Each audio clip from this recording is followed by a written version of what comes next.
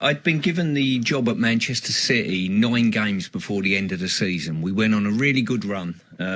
We were sort of mid-table, went on a really good run and got us to 8th in the league before the last game of the season. Yep.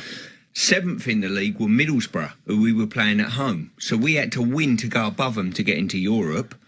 A draw and a victory for them would keep them in a European. It was the year before they got to the final. Do you remember they got a European final? Yeah, I do. So I was sat at home on a Friday night and I thought, you know what, I've got to win the game. So what can I do if the game is a stalemate leading into the end of the game and whatever, to bring the crowd to the party and stoke up some sort of atmosphere? And I thought to myself, I'll tell you what I'm going to do. I'm going to come in and I'm going to put J-Mo up front.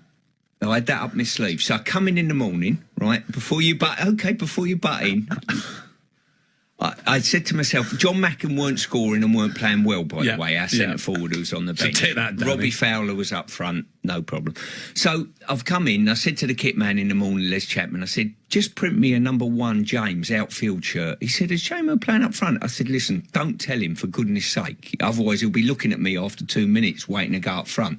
So J-Mo didn't know anything about it. So I come in, I said to my assistant, Steve Wigley, I said, Wiggs, I've got a great idea. I said, if we're chasing the game late on, 10 minutes to go, I'm going to put J-Mo up front. We'll go long to J-Mo. You know, the crowd will come to the party and we'll have a last hurrah.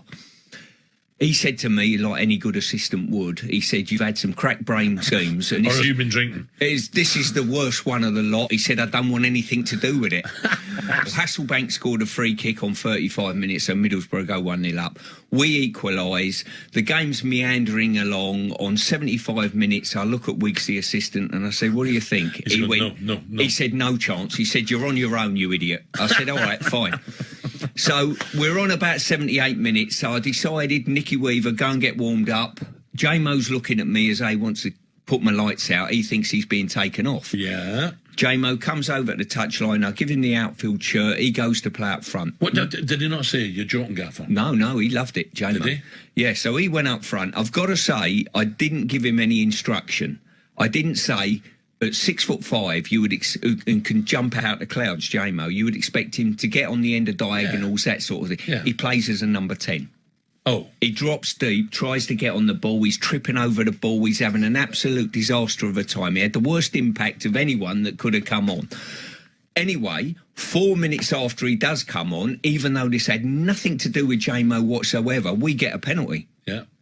Robbie's got the ball on the spot, 82 minutes. I'm thinking to myself, if he scores this, we're in Europe. People are going to turn around and say he's the new Mourinho. Absolute masterstroke, putting J-Mo up front. It's upset Southgate and Ekiog. It distracted them and whatever. We win the game. Schwarzer saves the penalty.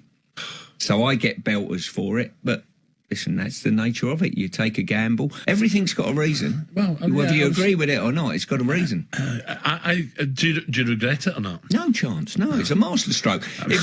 I regret Robbie not scoring a penalty. If Robbie would have scored a penalty, they'd have viewed. I know you got a funny taste in music. Would One Flew Over the Cuckoo's Nest be your favourite film? Oh, he's up there.